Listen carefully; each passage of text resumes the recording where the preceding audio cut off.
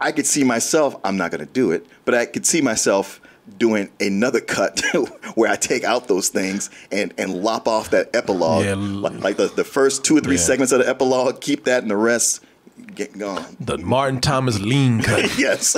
Yeah, cut off all that fat right there. Yeah, let the internet do that. Somebody will do it. And speed up the slow motion. Somebody will do that shit. Yeah, man, the Martin cut. Release the Martin cut. Hashtag. Now, Martin, you got to do it. If you get a hashtag, man.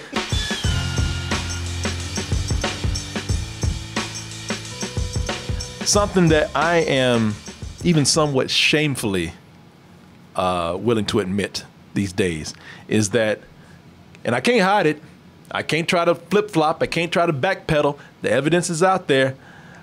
I like the 2017 Justice League.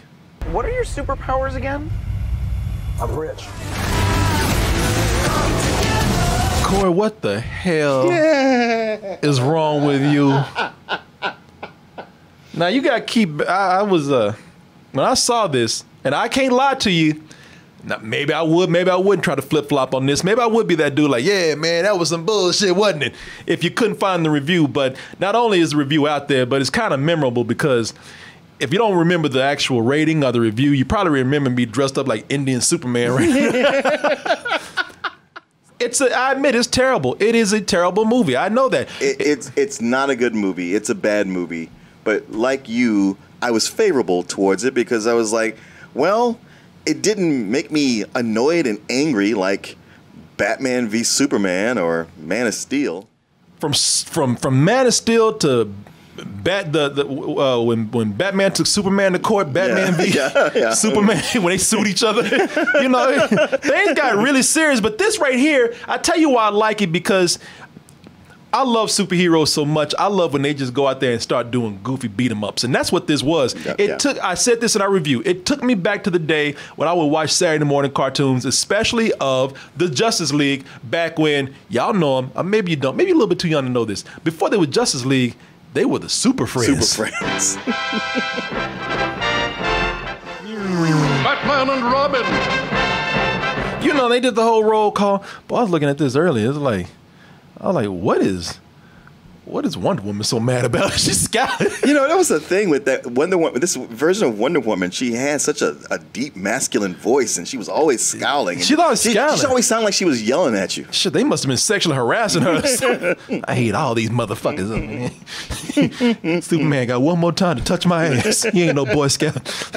I see you guys staring at me. I know you think I'm not, but I see you. Well, look at what you have on. I hate these people.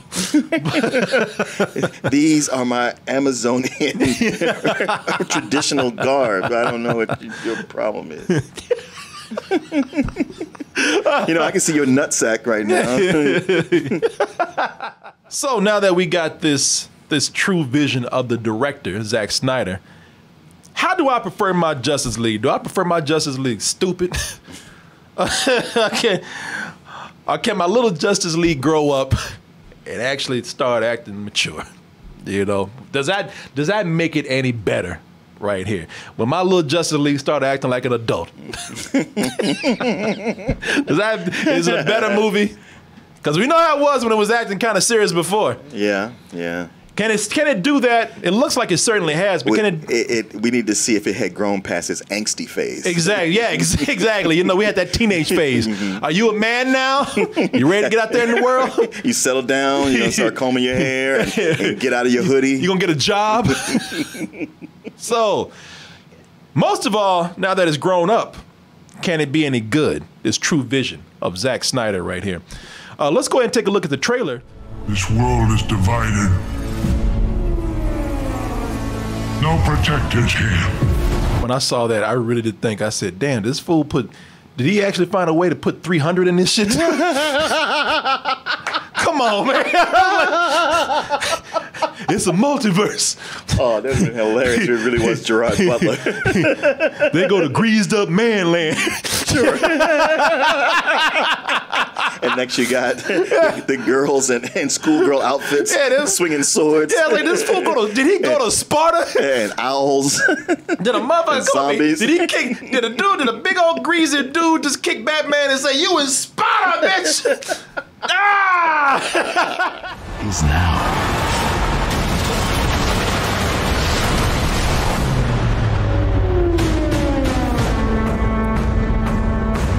Rated R2, it's gonna be edgy, boy. Batman gonna tell somebody to go fuck yourself. Yep, maybe 2 or 3 times. Boy, Batman been waiting to tell the Joker fuck you for years. I know. He's like, I got it. Man, I've been waiting to tell your ass go fuck yourself, Joker. Even Joker be like, huh? Oh, we're doing that now. Well, we don't have to do that. Wow. Yeah. That's just a little too far, isn't it? Now, Batman, you just control yourself. You have to admit that there are some improvements here, visually. Yeah, visually and story-wise. Yeah. I think there are some vast improvements. You know, you have to admit that there's some improvements here. Listen, first of all, again, no matter how you going in, just go in open-minded and be honest with yourself. Just be fair with things. You ain't got to give it a good review. You can still talk shit if you want to, but you have to admit that there are some things that they have immediately done that are noticeable right off the bat. And one of those things is on the visual side. You'll probably notice that Steppenwolf looks a whole lot better, man. That is a thing where I was looking at Steppenwolf and I was like, I remember hating how he looked in this whole character before. What is going on here? Yeah, where I'm okay with it now. Yeah, Steppenwolf. You know, now this is the new Steppenwolf that we got right here. He looks more like an actual creature. He looks more alien this time around. Slaughter those who sought his throne. You still owe the Great One 50,000 more worlds. He's like, God damn, I thought you were going to say dollars. Worlds? What the fuck?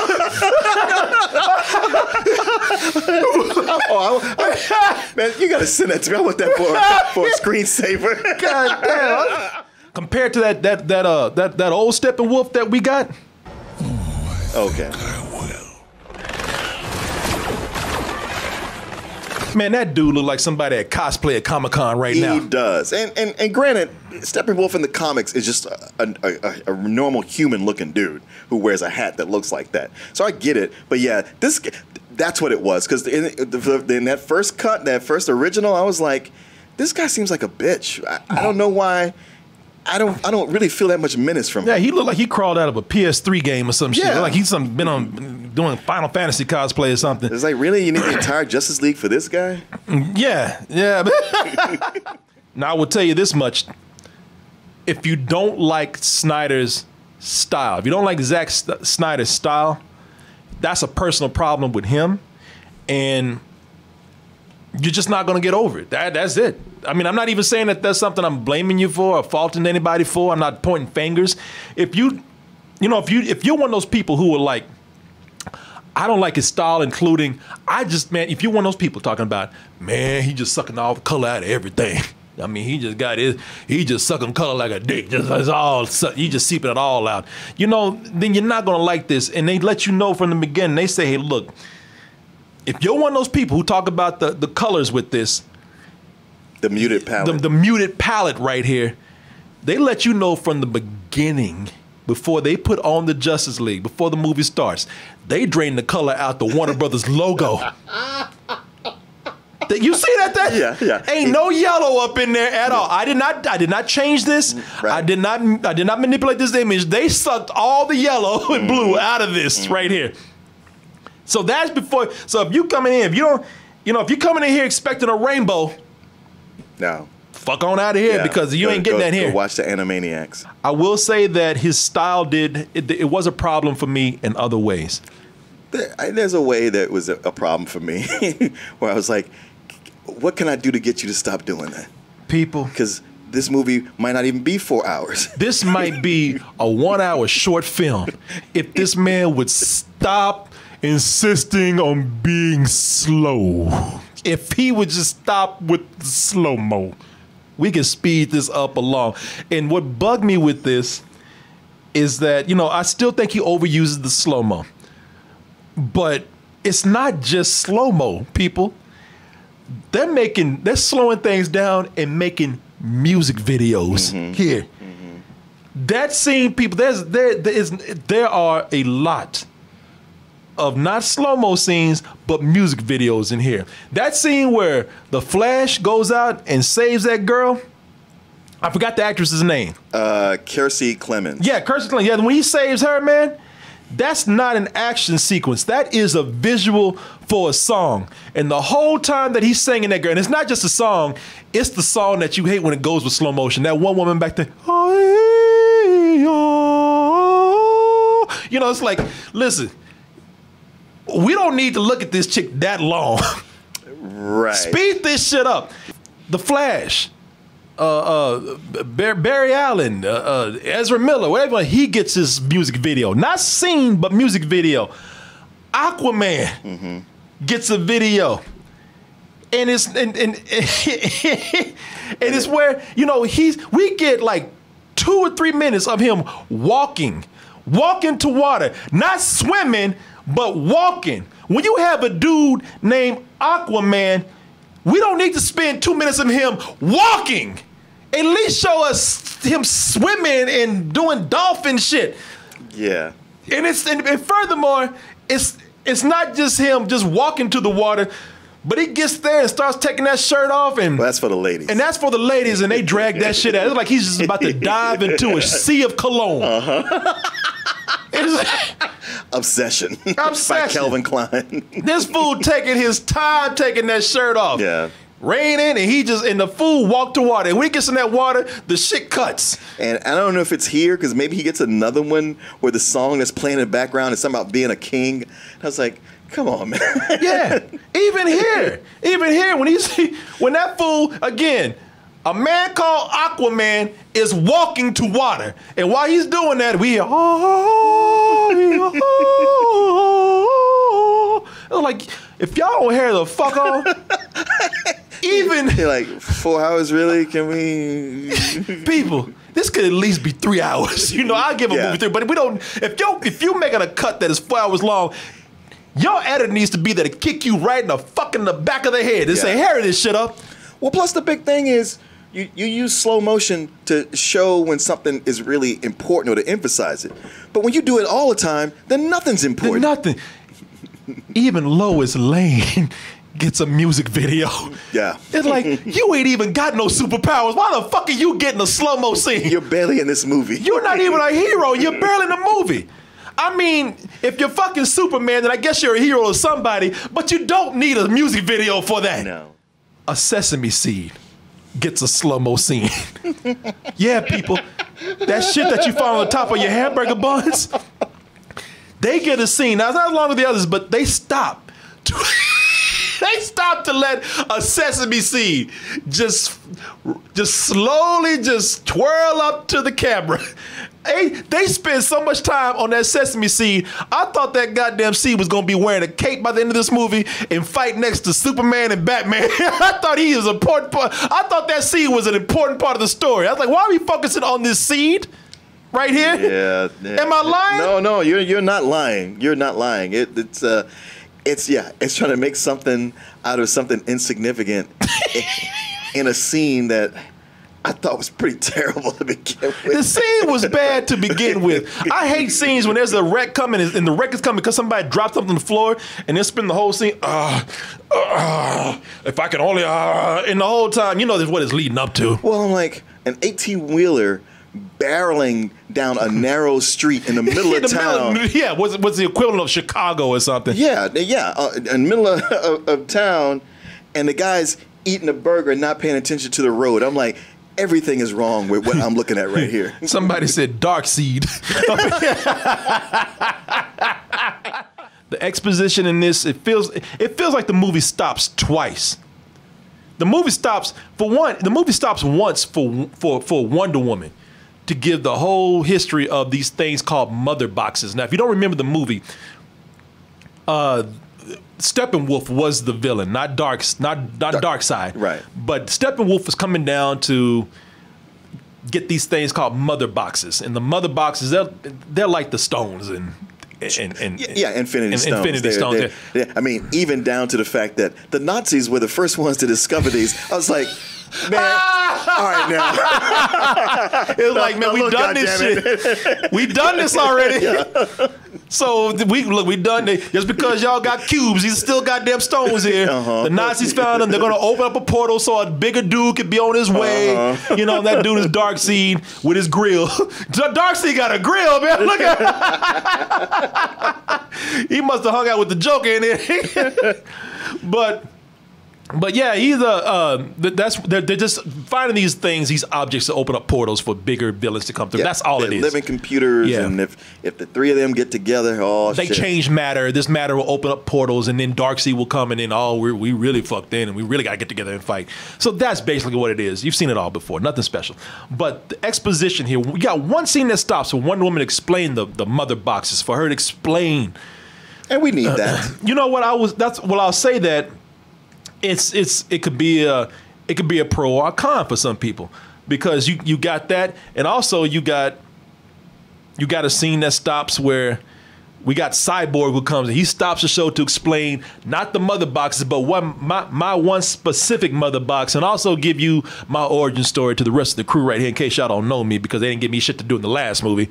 But for some people, that might be, you might feel it, because I think, at least the way I look at it, I felt the movie stopping. I'm very kind of keen on exposition today. So I'm with you about that. When yes, it's not a good thing to stop and have exposition.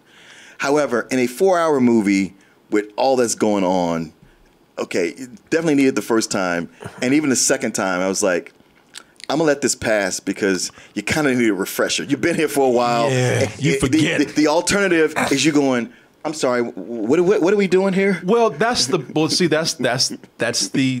bright side of things. You know, on the bright side, unlike Marvel, this is not requiring you to watch 10 movies to get caught up, or have your friends sitting next to you talking about, what does that mean? What? I don't understand what that is. What is that? You get the fuck up. You know what? Those friends are going to do it anyway. They're going to do it anyway. But with this, listen, you might be thinking Wonder Woman and be like, everybody, hold on. Let me explain to your stupid ass friend right here what is happening. So unlike Marvel, you don't need 10 movies to go through with this, because they didn't do what Marvel did, which is also kind of a mistake. But at least here, when they're doing this, they know that we got to catch people up on this. Right. So, it's the movie. It lays it all out there for you. Is it worth the longer running time? Is the running longer time justified? So to answer just straightforward, it's more complicated than this, but yes. Yes, I do think it is. I am of the opinion of a yes and no, but a lot more yes than no. Because it's coherent. Yes. Like you can, whether you like it or not, you can understand it. Everything fits together. It makes sense. You see why. Matter of fact, it baffles you about the stuff that's cut out. I could only say in Joss Whedon's defense that if you had something that was planned out with 4 hours and a studio said this needs to be 2, there's only so much you can do. Look, the studio fucked everybody on this. Yeah. They fucked both. They fucked both of them. The studio had a threesome. They had Zack Snyder and Joss Whedon, and the studio fucked them both at the same time, because that's why I say yes. I mean, listen, I just told you they don't need a whole lot of stuff in there. That's why I said it's more complicated. But if you just want a straight up simple answer, yes, it does benefit by the longer run time. For the most important thing are the characters, man. There's a huge improvement on the characters here. I'm thinking of characters like Ray Fisher as Cyborg. They did your man dirty in that first. They didn't give him shit to do in that first one. But in this new one, because they're making a big deal out, man. We gave him something to do now. He held it down in this. Listen, he's still a one-note kind of character to me in this. The brother spends the whole movie with that robotic gorilla pimp walk. Got that swagger right there and everything. And he got attitude in everything he says. I don't think this brother smiled once. Every time he approaches somebody, everything. At the very end. everything at the very end. At the very end. At the very end when he had to. But most of the time he got this attitude like, fuck y'all looking at. I couldn't tell if that was just his walk or if the suit he wore made him walk like that, because it's very flat-footed, and you're right, hunched over and almost gorilla-like. Well, I don't mind the walk because the brother's a robot. You know, I get it. He ain't gonna exactly walk normal. It ain't used to get.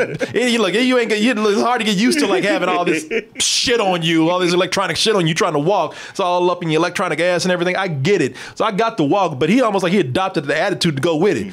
Fuck y'all want. You know, he walk in the room, you're like, what you want me to hack something? He is always looking at somebody. Yeah, I know you, man. I think you was real. And I was like, damn, man. You know, everybody's doing a good job in here, kind of lightening up and having more, and looking like they're getting along as a team. And he's the only one I was like, I get it.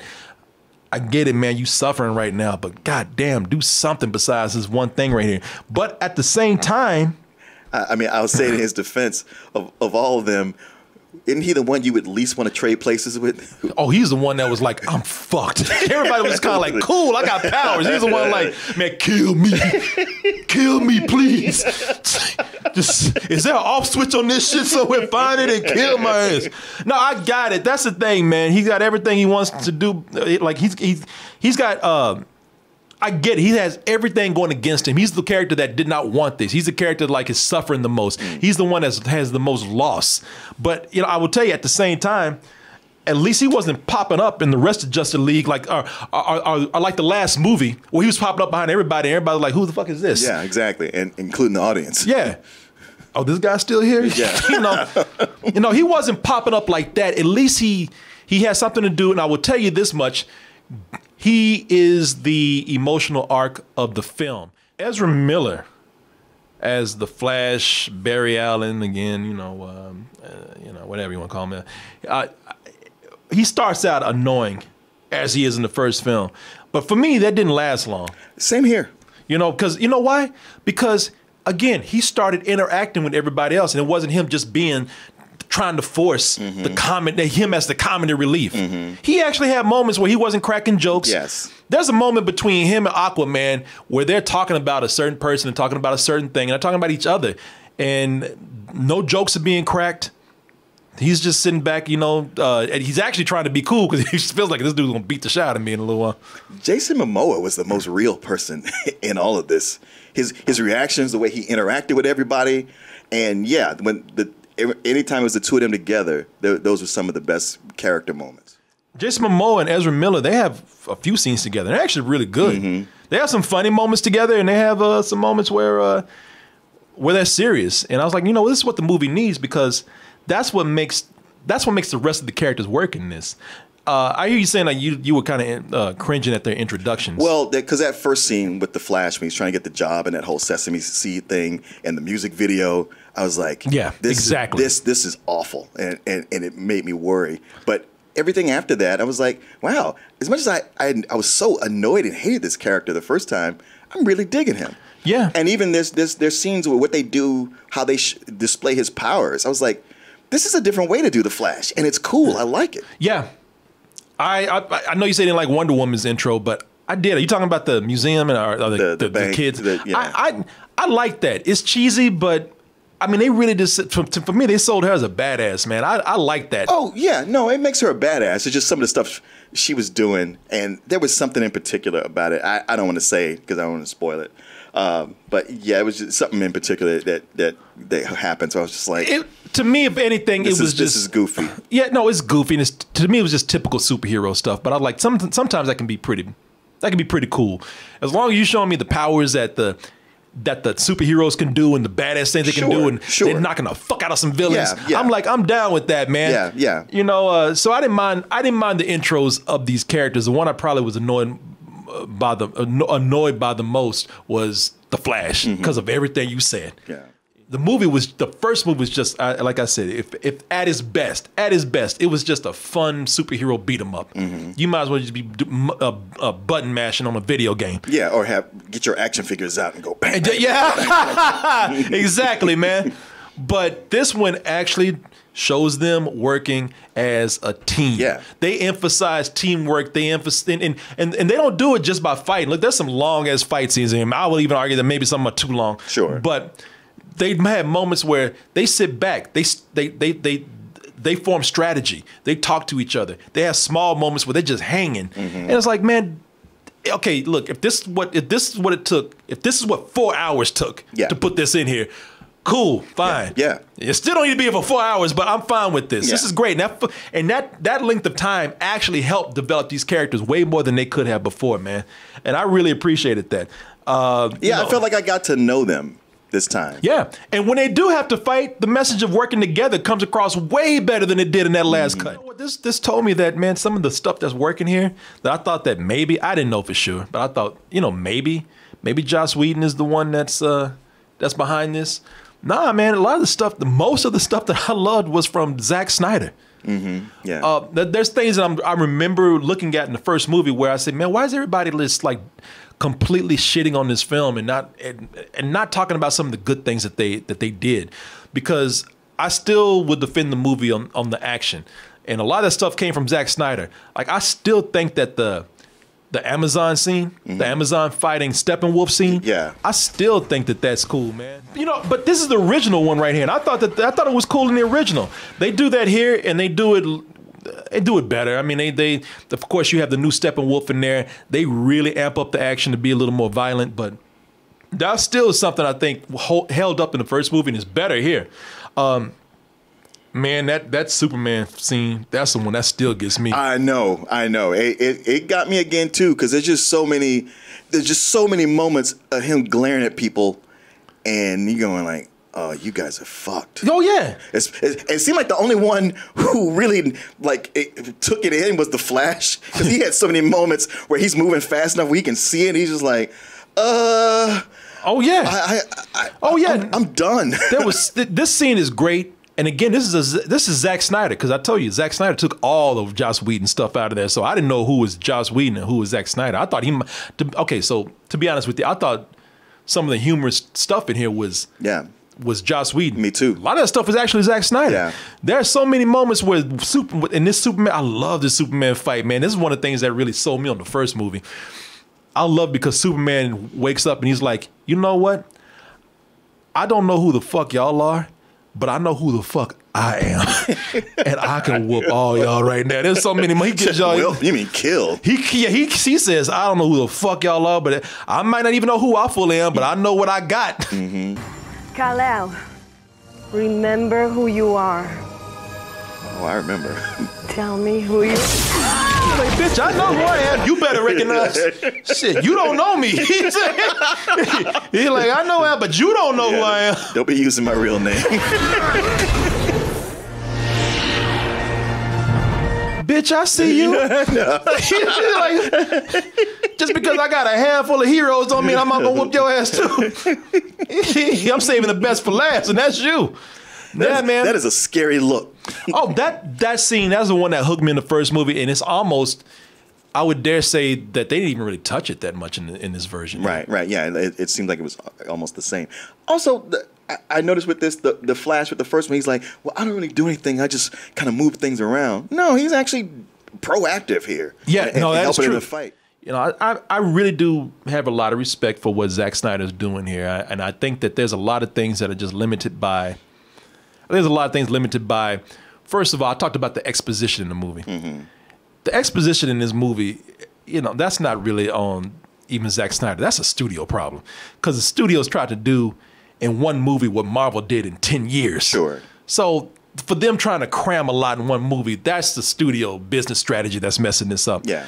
Also, when you have one movie to really introduce things, man, listen, I already have a problem with this. I am tired of these generic ass villains. That's what made Thanos so cool, because Thanos had a time to come out and describe to people how I'm gonna fuck y'all all up, and his motives were pretty cool too. Thanos had a personality. He had a great personality. He had a personality, and he had this strategy besides I want to conquer. He said, "Man, fuck the world. I just want to get rid of half of it." He says he didn't even. Thanos is so cool that Thanos says, "You know what? after I accomplish my goal, I don't want people to bow down to me or anything. I'm gonna buy some ragged ass Kanye clothes. I'm gonna I'm gonna go to a farm and just live my life, and just live my life like a bum almost, like a hermit, like a simple farmer. I am so sick and fucking tired of these villains, and they all, they come in, they're generic as that, and they all monologue the same way. Darkseid coming in this movie with his grill array talking, talking that same shit. I will conquer this world, and his people will bow down to me. Yeah, you and every motherfucker that look like you, man. Yeah, go talk to the leprechaun. Yeah, exactly. Leprechaun, he was on that. And I'm tired of their lackeys too. Every lackey come in doing, they got the same sign off. Yes, my lord, I will not disappoint you. I just want one lackey to come in and be like, I got this, baby. Hey, man, I got you. I'm on that shit. You got it. I'm sick of these generic villains because they have the same dialogue. It's a trope of mine for everything. Oh, yeah. And these villains don't have a chance because, again, they don't have several movies to introduce them. They got to do it here. So all they can do is come in and talk that generic villain movie shit, man. Well, okay, but you look, Thanos is, hey, I want to take out half the world so the other half can thrive. And that's one where you're like, I don't like your methods, but enough people are like, I don't know, maybe he's got a point. Yeah. That's a villain right there. He's not doing it because he's crazy. He's not power mad. Yeah. Which is something you're like, yeah, I can't relate to that. Why are you? Just go to therapy. Get over it. Yeah. Or once you own the world or the universe, then what? Yeah. So Darkseid comes in. Darkseid's supposed to be this bad dude, and I'm like, you might be, but you talking the same thing that everybody else talked before. Ain't nothing to you. I don't feel. That's the thing, man. You hit it right there. You feel something for the villains. You feel something for them. If nothing else, you might even be mad at yourself because you agree with them to a certain extent. You just don't tell nobody. Yeah. And then we get here, and these guys are just monologuing. They got nothing. I gotta say, this time around, I did feel something for Steppenwolf, in as much as it's like, oh, he's kind of a pathetic character, in as much as he's just trying to get back in good graces. Because you had what was the guy over him, Desaad, who's all like, yeah, you fucked up before. Always. Don't be trying to beg always your way on back his in. ass. Yeah, exactly. Well, shit, I felt bad for him too. He owed 50,000 worlds. Exactly. Shit, I thought my credit was bad. Another thing that people want to know besides the time, does this justify an R rating? I will say this, no. Three F-bombs. Three F-bombs. I will say it's bloodier. The violence is just a little bit, they push it just a little bit. Mostly it's alien violence, but they cut off a hand here, and there's what looks like real blood later. People get, I tell you, in this movie, more than ever, I've never seen so many people thrown up against a wall. Oh, yeah. And when they landed, there's just a big old blood splash behind them. So listen, the best way to put it is this. Does it justify really having an R rating? No, they could have easily adjusted this to make it PG-13, but does it bother me? Did it get in the way? Nah, it's not like it annoyed me. Yeah, it's not one of those where they're doing it just for the sake of it. It adds a tiny bit of impact. Listen, this is mainly for the fans here. It is. There's a number of fan service things, and when I talk about cringe, there is a cameo by another superhero that just made me go, why did you do that? That was awful. Well, I tell you, okay, so it gets, the only time it really gets to a very awkward place, and you have to me, I think I had a frame of mind for thinking about it. The way I was able to validate what I was seeing, because, this is for the fans who wanted this original version. For those who maybe they didn't like the movie, but they're fans of Zack Snyder. Or maybe they're people who just like movies and then this guy didn't get a chance to do his full film and you're just curious about it.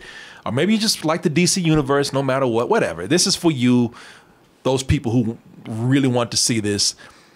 But I tell you, there's an epilogue here. There's an epilogue to an epilogue. They just don't put the words up. Bro. And that epilogue where, well, I tell you, when I say this for the fans, that epilogue to the epilogue, it's not part of the story. It's not anything that's needed. The best way to go in and looking at this is that just think of it as bonus features.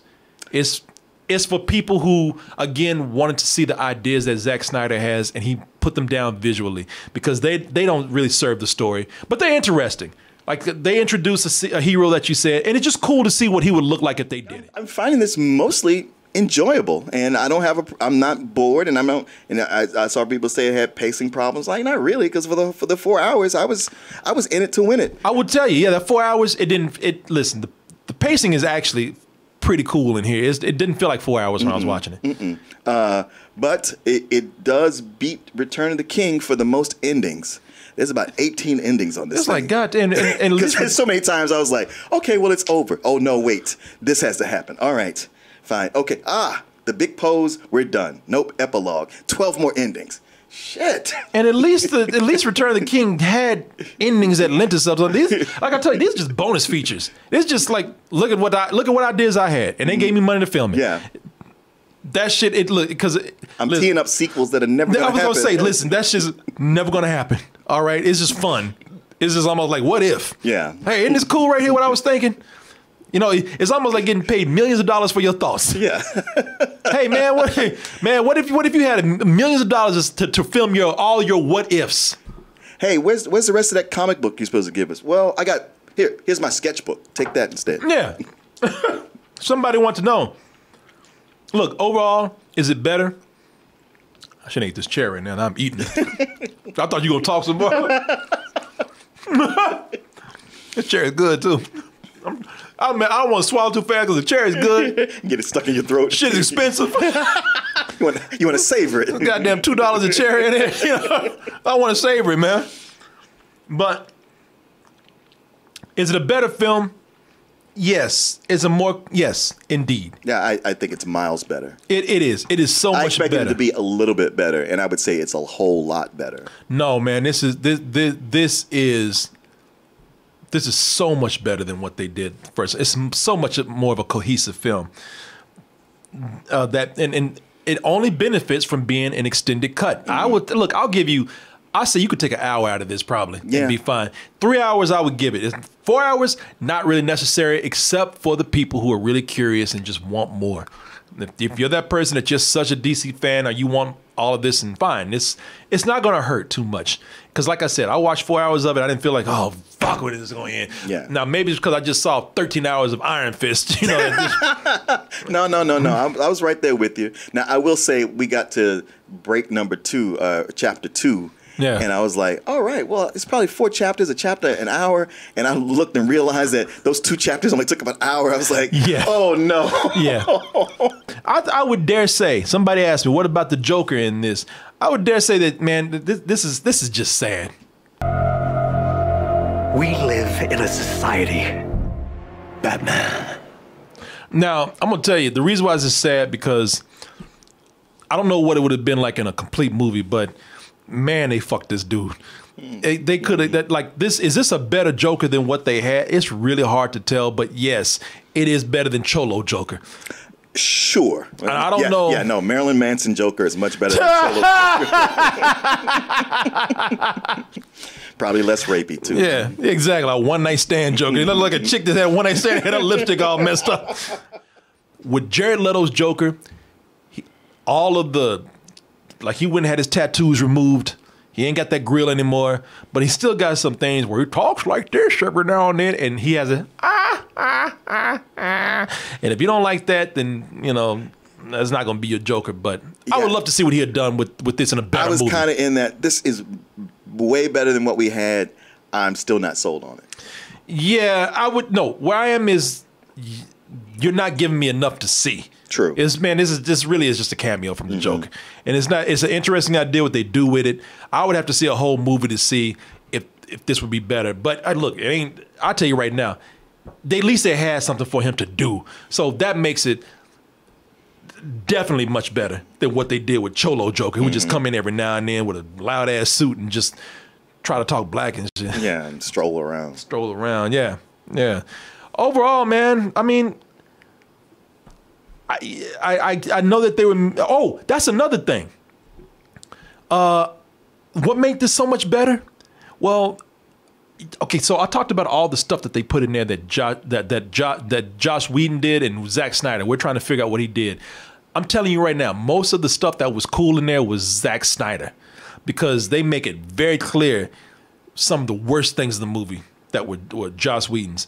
Oh yeah, that one lone family living that Russia. refused to that insisted on living, the only family that insisted on living near a nuclear power plant. Mm-hmm.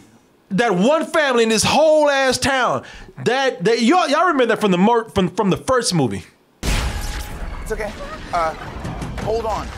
Yeah.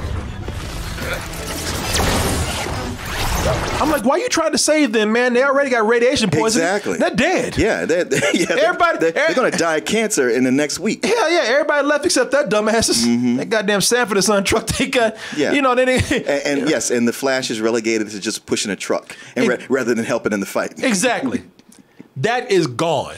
That is completely gone. Right there. None of that shit.